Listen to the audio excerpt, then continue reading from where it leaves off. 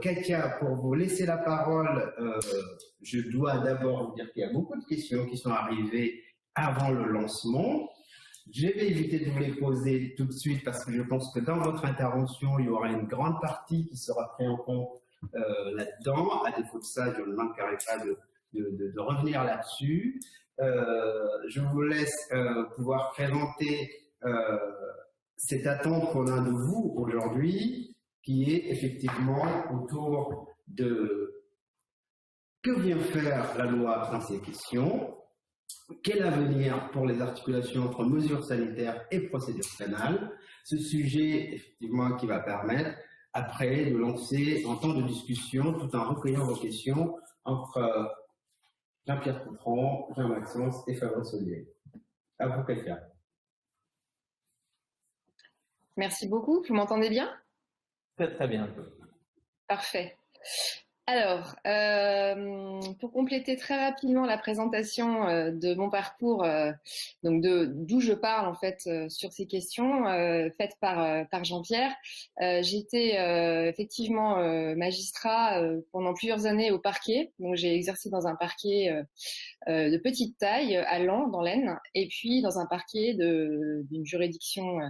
parisienne à Créteil, donc une grosse juridiction avec un profil évidemment différent. Et après, j'ai exercé plusieurs années comme juge d'instruction dans plusieurs juridictions de la région parisienne, à Bobigny, à Melun, donc voilà, plutôt dans les juridictions franciliennes. Et après, effectivement, j'étais en détachement à la MILDECA et aujourd'hui, je suis en décharge syndicale. Donc, ça veut dire que je n'exerce plus des fonctions juridictionnelles pendant quelques temps puisque je suis au bureau du syndicat de la magistrature. Voilà un petit peu d'où je me place par rapport effectivement à cette problématique. Pour repartir un peu de ce qui a été dit tout à l'heure par Alain Morel sur la loi qui interdit, je vais partir du postulat sur lequel peut-être il y aura des discussions, mais qui paraît peut-être le plus communément admis, en tout cas quand on réfléchit à ces questions de politique publique en matière de drogue, selon lesquelles la loi en fait devrait avoir pour objet de limiter les dommages sanitaires et sociaux causés par la consommation de drogue, puisqu'a priori si la loi régule quelque chose, c'est qu'elle est susceptible d'être nuisible, et d'ailleurs si on s'en réfère à la Déclaration des droits de l'homme, c'est qu'elle est susceptible d'être nuisible pour la société, ce qui n'inclut pas forcément les choses qui sont nuisibles pour soi-même. Et d'ailleurs, il n'y a pas beaucoup d'exemples d'infractions pénales dans lesquelles on interdit quelque chose qui n'est nuisible que pour soi. C'est des exceptions dans notre droit. C'est notamment le port du casque ou de la ceinture de sécurité. C'est des contraventions. Et donc, normalement, on est dans une vision, effectivement, d'une loi qui vient interdire quand c'est nuisible à la société. Bon. Donc, en l'occurrence, les magistrats sont justement un peu des témoins privilégiés, enfin parmi les témoins privilégiés des dommages qui sont causés par les consommations, que ce soit l'alcool ou la drogue. Hier encore, je voyais sur Twitter une collègue qui est juge d'application des peines qui racontait qu'à son audience, sur les 10 dossiers qu'elle avait jugés, il y en avait 9 qui étaient en lien, où le passage à l'acte délinquant était en lien avec une consommation d'alcool ou de stupéfiants. Et c'est vraiment une réalité. Alors 9 sur 10, c'est pas forcément le taux scientifique, mais c'est une réalité, même si il faut pas non plus passer sous silence les imbrications, et ça complique encore les choses d'ailleurs, et pour vous aussi, je crois, dans les prises en charge médico-sociales, de la question de la consommation de produits imbriqués avec des problèmes psychiatriques, puisque pour nous, et malheureusement on le constate quand on regarde la population carcérale, les problématiques psychiatriques sont également très présentes parmi les personnes qui passent entre les mains de la justice. Alors, qu'est-ce que c'est que la consommation qui cause un dommage sanitaire ou social? Il y a évidemment des consommations qui sont non problématiques, pour lesquelles on peut poser qu'aucune intervention ne paraît nécessaire. Voilà, comme la consommation de cannabis de manière maîtrisée par un adulte, voilà, qui n'a pas d'effet particulier sur son insertion, sa vie familiale, etc. Il y a les consommations qui peuvent être non liées à une addiction, mais causer des dommages importants, par exemple la consommation festive d'un produit qui va conduire à se mettre en danger parce qu'on a une hallucination, on fait une overdose, etc., ou l'utilisation du véhicule sous l'emprise de substances psychoactives. Et puis, il y a ces consommations-là qui ne sont pas forcément liées à une addiction et qui peuvent effectivement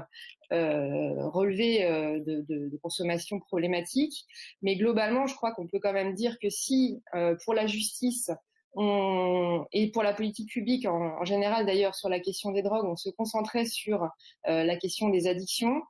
et pas sur toutes les consommations, ce serait déjà un progrès car ça recouvre quand même bon nombre de consommations problématiques. Alors, je ne vais pas effectivement m'apesantir là-dessus, mais on voit tout de suite que la loi, dans ce qu'elle permet et ce qu'elle interdit, ne recouvre pas du tout ces catégories, puisque la distinction entre ce qui est permis et interdit, c'est à l'aune de la catégorie de substances. Donc, on a déjà la grande différence entre l'alcool et les stupéfiants classés, les drogues, autres substances psychoactives autres que l'alcool qui ne sont pas classées. Donc, c'est une logique par substance qui conduit à l'obsession des pouvoirs publics, d'être tout le temps débordés par le fait qu'il y a des nouveaux produits qui arrivent sur le marché, avec toute la problématique des nouvelles substances psychoactives. Il y a la question, on voit aussi que cette obsession s'est largement illustrée à propos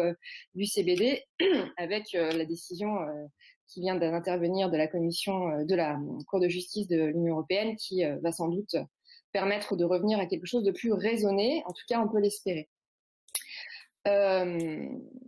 Et puis, on peut même d'ailleurs noter que concernant les comportements dangereux induits par la consommation de substances, la loi n'appréhende qu'imparfaitement ces comportements, puisque, notamment pour ce qui concerne la conduite d'un véhicule, pour l'alcool, c'est bien la conduite sous l'emprise de l'alcool, c'est-à-dire que on sait quand on interpelle une personne que le taux qu'on va relever permet de dire qu'elle n'était pas en pleine possession de ses moyens, alors que pour le stupéfiant, et notamment le cannabis, c'est de la conduite après usage, et donc on a décidé d'incriminer un comportement dans lequel finalement on n'est pas sûr qu'au moment où la personne prend son véhicule, les effets du cannabis sont encore là, et donc pose un réel problème par rapport à la conduite du véhicule. Donc à travers ce rapide tour d'horizon, on voit qu'on est devant un premier hiatus de l'intervention de la loi qui ne correspond pas forcément au comportement qu'on voudrait qu'on pourrait pouvoir réguler. Et puis en plus, pour un magistrat, il y a deux enjeux. Dans son traitement de la délinquance, il y a l'importante activité de traitement effectivement des faits d'usage et de trafic qui sont des infractions pénales, usage et trafic de stupéfiants. Et puis, comme je le disais tout à l'heure, des nombreux actes de délinquance en dehors de la législation des stupéfiants qui sont en lien avec une consommation. Le magistrat, dans une logique de prévention de la récidive, comme il est pris dans la dualité posée par le code de la sanction publique, oui c'est pas mal, de la santé publique, pardon, entre la répression d'une infraction pénale et le fait qu'il faut soigner la personne, on n'a que ça, hein, soit on est un malade, soit on est un délinquant, quand il va vouloir être dans l'intervention finalement la plus douce par rapport à cette dualité, le minimum en fait vers lequel il va s'orienter, c'est forcément une obligation de soins, puisque il peut pas rester sans rien du tout, quoi. Soit c'est un malade, soit c'est un délinquant. Si je veux essayer de faire quelque chose d'intéressant du point de vue de ma pratique professionnelle pour limiter ou éviter la récidive, je vais m'orienter vers effectivement l'obligation de soins. Et donc on est devant un deuxième hiatus, c'est que non seulement les catégories de la loi ne correspondent pas effectivement aux dommages qu'on se propose de limiter, mais en plus les orientations qui sont faites par la justice vers le soin sont faites sans analyse préalable du réel besoin de la personne. Évidemment, les magistrats et les policiers, quand ils font leur enquête, n'ont pas du tout les compétences pour pouvoir analyser si la personne a besoin ou pas d'une intervention. Alors, il en résulte du coup une intervention judiciaire assez erratique par rapport aux situations que la loi lui impose de traiter par une réponse pénale. Je reviens pas, dans la mise en œuvre de la réponse pénale, ce n'est pas mieux. Je reviens pas sur le fait que, puisqu'on a effectivement beaucoup de conférences et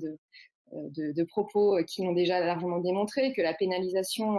de l'usage de stupéfiants au regard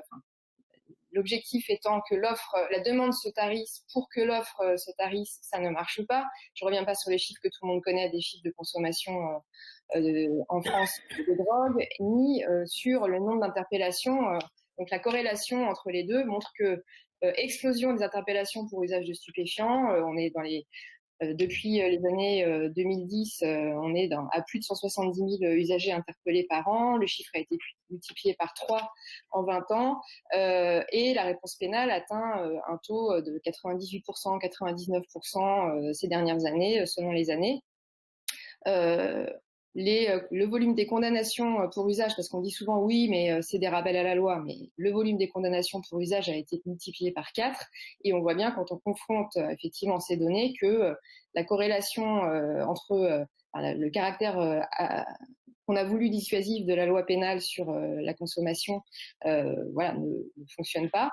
Et qu'il est possible, en revanche, d'objectiver les effets pervers de cette interdiction, puisque dans la mise en œuvre de la réponse pénale, l'interdit est contre-productif à maints égards. D'abord parce que, comme je le disais tout à l'heure, les policiers, les gendarmes, les magistrats ne devraient pas être des interventions de première ligne face aux consommateurs, puisqu'ils sont totalement désarmés pour évaluer les problématiques des usagers. Et d'autant plus que, en réalité, la logique de l'interdiction a dressé un mur entre ces professionnels de justice et les professionnels de santé ou du médico-social. Donc, il n'existe pas réellement d'articulation généralisée, en tout cas quelque chose qui fonctionnerait partout, permettant, par exemple, de faire, comme au Portugal, évaluer quel est la problématique de la personne qui use de substances stupéfiantes et plus largement dans le cadre d'une obligation de soins, d'une prise en charge décidée avec un soin contraint par la justice. Cette interdiction est un obstacle, l'interdiction de l'usage, la pénalisation de l'usage est un obstacle à un bon fonctionnement, une bonne articulation des interventions entre la justice et le médico-social. C'est pas à vous que je vais expliquer que la prise en charge des addictions a évolué, puisque maintenant on n'est plus dans la logique du sevrage comme seule et unique réponse, dans la logique de la suppression du produit et comme ça tout ira mieux. On est sur des interventions diversifiées où on s'adapte à la situation de chacun en fonction de son cas individuel, avec parfois des interventions qui visent à une réduction progressive de la consommation, d'autres où on va être effectivement dans la recherche de l'abstinence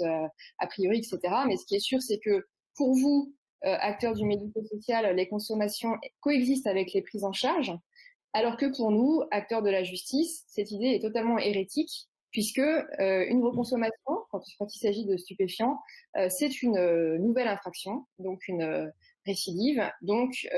normalement, ça doit donner lieu à une sanction plus importante ou à une nouvelle sanction ou à une sortie de la logique de la prise en charge ou du soin contraint, puisque, entre guillemets, l'usager a fauté. Alors,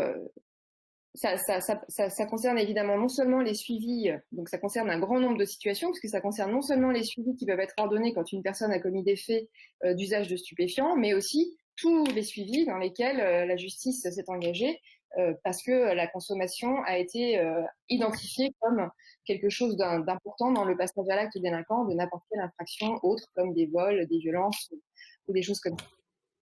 Alors, il y a une petite ouverture sur ce point. Là, je passe un peu à la question qui est posée dans l'objectif de cette journée, de parler un peu de ce qui peut évoluer malgré ce cadre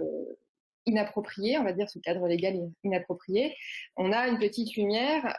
par rapport effectivement à des expérimentations qui se sont multipliées ces dernières années dans des tribunaux auxquels participent des acteurs du médico-social, puisque on a mis en place, à partir d'expérimentations qui ont commencé dans les années 2015 à peu près, des lieux, enfin des expérimentations de suivi renforcé dans lesquelles le principe était une acculturation des acteurs du médico-social et des magistrats de l'autre côté à la manière dont effectivement aujourd'hui s'articulent les prises en charge et la réduction des risques aussi concernant les usagers. Ça veut dire que il y avait une acceptation, on va dire, par la justice dans ces expérimentations du fait que un parcours d'une personne qui consomme et qui a des problèmes d'addiction est fait de rechute, qu'il ne s'agit pas forcément de les sanctionner parce qu'en fait, ce n'est pas, ça va faire échouer le parcours de la personne. Et donc, en partant d'une acculturation, d'une formation commune des différents acteurs, on pouvait construire quelque chose au sens où il n'y avait plus la même méfiance d'un côté et de l'autre, et que les acteurs du médico-social allaient pouvoir partager plus facilement les informations aussi relatifs au parcours de la personne pour que les interventions de la justice, dans le cadre du suivi, le juge d'application des peines, par exemple, puissent s'appuyer dessus dans la façon dont il conduit les entretiens avec la personne concernée. Donc, c'est des expérimentations qui se sont multipliées. L'École nationale de la magistrature s'en est saisie parce que évidemment dans cette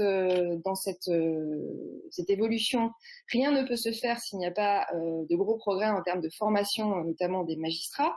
Et c'est vrai que sur ce plan, on est assez démunis puisque pour le moment, dans la formation initiale des magistrats, il y a dans toute la scolarité 3 heures qui sont consacrées à la question des addictions, alors que comme je vous le disais tout à l'heure, je vous rappelle le tweet de ma collègue, 9 cas sur 10 dans son audience liés à une consommation. Donc, on voit que là, il y a un petit souci. Mais voilà, la scolarité à l'ENM étant ce qu'elle est, et avec énormément de savoir à acquérir en peu de temps sur toutes les fonctions de magistrat, il était difficile de pousser les murs et de faire rentrer davantage de temps. Donc, on s'en est sorti d'autres manières en faisant,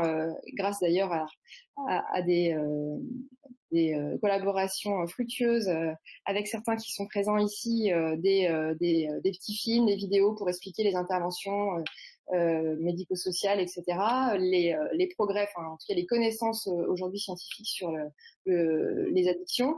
Mais l'ENM s'en saisit et donc l'ENM propose des formations déconcentrées depuis quelques années, c'est-à-dire des formations qui ont lieu localement pour les personnes, les magistrats qui voudraient mettre en œuvre de telles expérimentations dans leur juridiction. Alors après, ce qui est toujours compliqué dans notre institution, la justice, c'est que on est pauvre, on n'a pas beaucoup de temps ni de moyens, et donc quand effectivement on a l'opportunité de mettre en œuvre de nouvelles réponses pénales un peu innovantes, c'est difficile de garder le cap sur les attendus de départ. En l'occurrence, là, c'est quand même des attendus qui nécessitent un travail important, la formation, des réunions pour comprendre les logiques des uns et des autres, pour fixer en fait dans quelle mesure les articulations vont pouvoir se faire avec un respect mutuel des logiques des uns et des autres, pour que la confiance puisse exister entre le champ médico-social et la justice. Et il est vrai que ce temps, qui n'est pas rien, on n'a pas toujours. Donc, il faut faire attention. Et c'est, à mon avis, un des enjeux du développement de ce type de réponses qui sont très intéressantes et qui permettent de travailler autrement. Il faut faire attention à ce que il n'y ait pas, on n'oublie pas parfois les attendus du départ, c'est-à-dire l'idée c'est pas un contrôle social accru par des suivis renforcés systématiques des personnes, mais c'est bien de rester dans cette logique d'acculturation et de nouvelle logique en fait dans la mise en œuvre de soins contraints ordonnés par la justice. Mais tout ça pour vous dire que ça prend parce que les juges voient bien qu'ils font, que les interventions judiciaires ne sont pas forcément satisfaisantes par rapport à ces problématiques d'addiction, et donc ils ont envie de faire quelque chose de plus intelligent, de plus intéressant qui va servir à quelque chose. Donc il y a une demande. Après, dans la mise en œuvre, c'est toujours pareil dans notre métier. On peut au bout d'un moment vouloir systématiser, aller vite, se dépêcher, on a trouvé la solution miracle, hop, on la reproduit, puis on peut oublier un petit peu tout le travail qu'il y a à faire et qui malheureusement est mangeur de temps et qui n'est pas forcément très compatible finalement avec avec les moyens qu'on a. Alors, je vais me dépêcher un peu parce que je vois que l'heure avance. Pour la politique de réduction des risques, l'interdit effectivement pénal est aussi un obstacle. Alors là, on a eu des progrès effectivement avec la loi de janvier 2016 de modernisation du système de santé, des interventions qui ont été listées, des interventions qui sont protégées au regard de la loi pénale, notamment pour les intervenants, mais qui demeurent quand même très difficiles à mettre en œuvre dans ce contexte général d'interdiction. Et on voit aussi que ça reste des îlots un peu menacés de submersion. Ces derniers jours, le procureur de la République et le préfet à Paris ont fait part de leur opposition à l'ouverture d'une nouvelle salle de consommation à moindre risque à Paris. On voit que, alors qu'il y avait eu une ouverture, puis il y avait eu la conférence aussi sur la réduction des risques, avec le jury qui disait qu'il fallait dépénaliser les stupéfiants. Enfin voilà, on sentait que ça c'était un fil qu'on pouvait tirer, la politique de réduction des risques par rapport à ces questions pour faire avancer les choses. Et effectivement, de manière très concrète, quoi. C'est-à-dire, on part d'une situation, il y a le sida, etc. Et puis petit à petit, on arrive à tirer le fil. Malheureusement, enfin voilà, la vigilance de tous est nécessaire parce que finalement, cette logique-là, elle n'est pas encore rentrée totalement dans les mœurs, notamment dans les mœurs judiciaires, et que en réalité, pour l'instant, ça reste des petits îlots, mais qui pourraient, enfin voilà, auquel il faut prendre garde si on ne veut pas que la logique de l'interdiction, de la prohibition reprenne le dessus. Alors, je veux faire un point particulier, parce que bon, du coup, vous aurez compris que selon notre analyse au syndicat de la magistrature et l'analyse qu'on peut en faire, la prohibition de l'usage est un obstacle à des politiques publiques qui répondraient aux enjeux, c'est-à-dire limiter les dommages sanitaires et sociaux causés par les drogues, que donc nous on demande la levée au syndicat de la magistrature de la prohibition de l'usage, et aussi, puisque on voit pas trop comment ça pourrait fonctionner si on lève la prohibition de l'usage mais qu'on ne fait rien pour la circulation des produits, bien sûr, on demande, nous, une régulation par la loi, alors non pas une libéralisation à l'américaine dans laquelle, puisque c'est ma liberté de me droguer, je fais ce que je veux, et puis c'est le privé avec ses logiques de marketing qui reprend la main, mais effectivement une régulation des produits par l'État, par le bien d'un monopole d'État. On n'en prend pas du tout le chemin, vous l'aurez noté, et là je vais vous parler un petit peu quand même de la politique pénale mise en œuvre concernant justement la répression de l'usage, puisque la dernière avancée qui a un recul en date actuellement, c'est la mise en œuvre de l'amende forfaitaire en matière délictuelle. Alors je vous en parle un petit peu parce que j'ai vu qu'il y avait effectivement des questions qui avaient l'air enfin c'est un sujet qui a l'air d'intéresser, ce que je comprends. Avec cette amende forfaitaire en matière délictuelle, on est dans l'aboutissement d'une logique qui, en fait, c'est celle qui existe depuis une bonne quinzaine d'années. La réponse pénale systématique que j'ai expliquée en introduction, c'est-à-dire 98-99% de taux de réponse pénale, ça veut dire que quand un fait est constaté, à 98-99%, le procureur de la République a apporté une réponse à ce fait. Alors ça inclut dedans à la fois les poursuites devant le tribunal et les condamnations, aussi les mesures alternatives aux poursuites, dont par exemple le rappel à la loi, et puis toute cette frange intermédiaire de réponse pénale qui n'a fait que se développer ces dernières années, qui sont les procédures simplifiées. Les procédures simplifiées, c'est le fait que comme on veut pouvoir afficher, et c'est pas que pour les stupéfiants, c'est pour toute la délinquance, on veut pouvoir afficher qu'on a forcément apporté une réponse, mais on n'a pas les moyens de juger tout le monde au tribunal correctionnel, de mobiliser un magistrat du siège, un magistrat du parquet à l'audience, voire trois magistrats du siège, puisque normalement on est censé prendre nos décisions collégialement, même si ce principe-là recule. Et bien du coup, on met en œuvre des procédures dans lesquelles le procureur propose en quelque sorte une peine, le juge homologue sur une procédure écrite sans voir la personne, et donc on va plus vite pour pouvoir quand même mettre en œuvre des mesures comme l'ordonnance pénale qui permet de prononcer une amende, qui seront sur le casier judiciaire alors que la personne n'aura jamais comparu devant un tribunal. Donc ça, c'est l'économie de moyens, la volonté de rendement plus important en termes de nombre de réponses pénales, qui s'est appliqué à plein à la question de la réponse à l'usage de stupéfiants depuis quelques années, parce que les dernières circulaires de politique pénale, notamment celle de 2012, qui était finalement avant la circulaire intervenue sur l'amende forfaitaire, une des dernières circulaires générales qui posait un peu comment on répond à l'usage de stupéfiants, c'était réponse pénale systématique, n'user du rappel à la loi que dans les cas avec une parcimonie extrême, parce que c'est pas suffisant le rappel à la loi, et faire soit des stages de sensibilisation, soit une ordonnance pénale avec une amende, donc la fameuse procédure simplifiée dont je vous parlais. Donc il y avait déjà en fait cette volonté de pouvoir répondre à tout plus vite en utilisant des procédures simplifiées ou alternatives. Donc le problème de cette logique, c'est que l'ordonnance pénale, comme je vous le disais, c'est une sanction qui équivaut à un passage devant le tribunal, donc on a une peine au casier judiciaire, c'est le premier terme d'une récidive, donc ça alimente, on va dire, l'inflation de réponse pénale, puisque la personne, si elle a déjà une ordonnance pénale, la fois d'après, elle aura une peine plus importante, etc., etc. Tout ça dans un contexte où la France est encore un des derniers pays en Europe dans lequel on a une peine d'emprisonnement encourue pour usage simple, avec dans la réalité des personnes qui sont effectivement en prison, même si elles sont peu, uniquement pour avoir consommé un produit. On peut dire que c'est de l'ordre d'une centaine ou de 150 personnes qui peuvent être actuellement en prison, en détention, simplement pour une condamnation pour usage d'un stupéfiant sans avoir d'autres infractions à côté. Quand on voit en comparution immédiate à Paris, on voit très bien qu'on peut tout à fait, dans la politique pénale, on peut tout à fait déférer en comparution immédiate une personne qui consomme du crack et qui est SDF à Paris, et que finalement, si cette personne en plus n'a pas de domicile, a déjà été condamnée, on sait qu'elle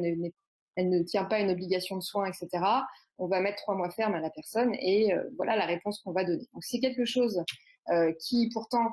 dans tous les rapports parlementaires depuis 20 ans, a été unanimement souligné. C'est une hérésie de répondre de cette façon à la consommation et à des problèmes d'usagers qui sont des problèmes très très lourds et qui justifieraient effectivement que la politique publique puisse aider ces personnes. Mais malgré tout, il faut bien souligner qu'on a encore dans notre loi, et quand on parle de comment intervient la loi et que fait la loi, on a encore dans notre loi cette peine de prison encourue qui permet d'arriver à ces situations extrêmement scandaleuses, je dirais. Alors maintenant, par-dessus ça, on a l'amende forfaitaire qui va au bout de cette logique des politiques pénales mises en place depuis des années. Donc l'amende forfaitaire, elle laisse la peine de prison dont je viens de parler, formidable. Comme ça, on peut toujours y recourir quand même. Et puis, elle permet d'industrialiser encore plus la réponse pénale sous forme d'une amende, parce que là, on n'a même plus besoin de mobiliser ni un magistrat du parquet, ni un magistrat du siège. C'est même plus la question de audience ou pas audience, c'est le policier tout seul sur la voie publique qui décide de faire cette amende. Donc évidemment, vous imaginez bien que cette amende, elle va faire, elle va encore plus détacher l'îlot répression du reste de la politique publique, puisque finalement, on n'a plus du tout de possibilité d'une orientation par la justice vers le soin, qui souvent inappropriée au moins pouvait avoir parfois le mérite d'exister dans certains cas et pouvait effectivement tomber juste à certains moments pour lancer une personne dans un parcours de prise en charge si elle en avait besoin. Là, on n'a même plus du tout ça. On est sur de l'amende, le même montant pour tout le monde, quels que soient les revenus, quelle que soit la situation, aucune évaluation. Alors dans la circulaire de politique pénale de fin août qui invite les procureurs à mettre en œuvre ce dispositif, on dit ce serait bien si les policiers mettaient un petit coupon avec les adresses des CSAPA, etc. Bon, on imagine bien l'effet que ça va avoir sur les personnes. Donc, on a la fin de l'individualisation de la réponse en matière d'usage de stupéfiants, l'injustice d'un montant d'amende uniforme pour tout le monde, les mineurs pour lesquels on ne fait toujours rien puisque finalement ils en sont exclus et c'est heureux, mais en tout cas cette nouvelle étape accompagnée des coups de menton du Premier ministre et du ministre de l'Intérieur sur le mode on va mettre fin, on va éradiquer la consommation et donc la criminalité associée aux drogues, etc. Tout ça, c'est les mineurs, on s'en occupe pas, il n'y a pas besoin. On n'est même pas du tout sûr que ça va désengorger en fait les juridictions et les services d'enquête, parce que quand vous avez un dispositif qui est construit sur le fait de remettre une amende sans dresser de procès-verbal, où on constate l'infraction, où la personne s'exprime dessus, où on saisit le produit, où on peut éventuellement effectivement apporter la preuve qu'il y avait bien du produit parce qu'on l'a saisi, il est sous scellé, etc. On imagine bien que les contestations de cette amende pourront être importantes et que ça devient après une usine à gaz dès lors que l'amende est contestée pour la justice. Donc même par rapport à ça, en tout cas, c'est un argument qu'on essaye de porter auprès des parlementaires pour les faire bouger, puisque souvent ce genre d'argument peut porter. L'amende forfaitaire n'apporte pas d'évolution positive. Donc, on est ici à rebours en France de l'évolution dans tous les autres pays. On s'engage dans une logique sans cesse plus répressive. Si vous avez des questions sur le détail de ce dispositif, la circulaire de politique pénale qui l'accompagne, je vous répondrai sans difficulté. Comme je vois que j'ai atteint mon quota de temps de parole, je vais m'arrêter là. Je dirais peut-être en conclusion que il y a effectivement une mission actuellement à l'Assemblée nationale sur le cannabis qui est intéressante. Le syndicat a été entendu la semaine dernière aux côtés d'autres organisations et d'un procureur qui représentait les procureurs généraux. J'ai quand même souligné à nouveau qu'on se concentrait sur le cannabis et que c'était se mettre encore dans une logique de produit. Mais après, on entend que politiquement, c'est plus simple. Voilà, on espère que